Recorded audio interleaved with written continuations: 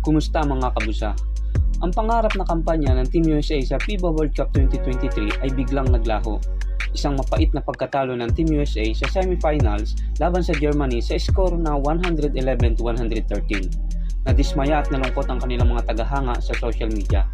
Binigyang pansin ng marami ang mga kahinaan ng kanilang koponan. "You are not world champion," sabi nga ng iba. Sa buong laro, dikit ang laban at nanguna pa nga ang Team USA sa pagtatapos ng halftime 60-59. At sa tulong ng 22 points ni Franz Wagner, nalamangan ng Germany ang USA sa huli sa kabila ng effort ni Austin Reeves na may 22 points at si Anthony Edwards naman ay nanguna rin sa Team USA na may 23 points at nagtagumpay ang Germany na makapagtayo ng abante laban sa Team USA. Ang kawalan ng isang dominanteng big man ang malaking concern ng Team USA sa loob, kaya madalas silang nalalamangan sa ilalim. At ang isa pang tinitingnang issue ay ang kakulangan daw ng magandang playmaking.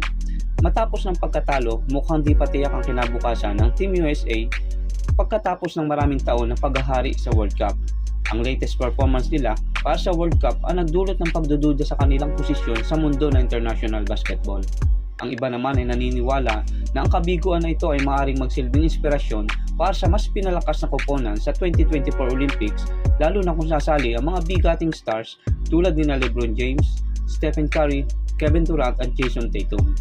Ibinahagi naman ni Austin Reeves ang kanyang damdamin matapos ang masaklap na pagkatalo. Sinabi niya na sa tuwing matatalo ka, nakakalungkot daw naman talaga. Makakaharap ng Team USA ang Canada para sa paglalabanan na bronze medal. Maraming umaasa sa matchup na ito na magaganap para sa gold medal pero hindi ito nangyari at na-upset nga ng Germany ang Team USA. Pinaalala rin ni Skip Bayless sa kanyang show na Undisputed na huwag maliitin ang mga European team at binigyan diin ang kahalagahan ng mga veteranong manlalaro para manalo sa mas matinding kompetisyong internasyonal. Ang lahat ay sumasang-ayon na baka kailanganin ng Team USA ang tamang kombinasyon ng bagong talento at veteranong manlalaro sa tagumpay at hindi lang basta veterano kundi mga veteranong superstar.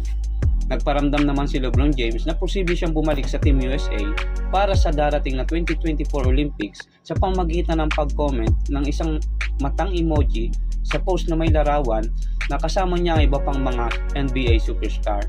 Sa kanyang nakuha na bronze at gold sa mga nakaraang Olympics, ang pagbabalik ni LeBron James ay maaaring magdala ng bagong sigla sa Team USA sa mga susunod na torneo. Tuwang-tuwa dito ang mga fans kung matutuloy ito.